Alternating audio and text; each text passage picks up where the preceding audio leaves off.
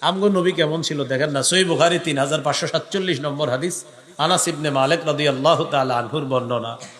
قال رسول الله صلى الله عليه وسلم كان رسول الله صلى الله عليه وسلم ربعة من القوم। আনাস বলেন আল্লাহ রাসূল মানুষের মাঝে মধ্যম গড়নের ছিলেন।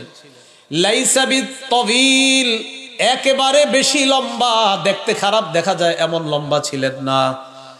ওয়ালা বিল কাসির, দেখতে খাটো, অনেক খাটো, দেখতে খারাপ দেখা যায় এমনও নবী ছিলেন না। তাহলে কেমন? কয় মাঝারি গড়নের একজন সুদর্শন মানুষ, দেখতে দুনিয়ার মধ্যে যেমন সুন্দর হওয়া দরকার আমাদের নবীকে আল্লাহ তেমন সুন্দর বানাইছেন।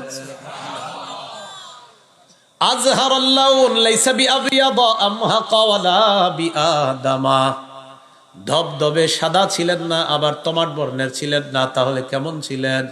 আনাস বলেন লাল লাল ভাব, অনেকটা গোলাপি কালারের ছিলেন। লাল লাল ভাব, গোলাপি কালার। দেখছেন নি আমগো নবী কত সুন্দর ছিলেন।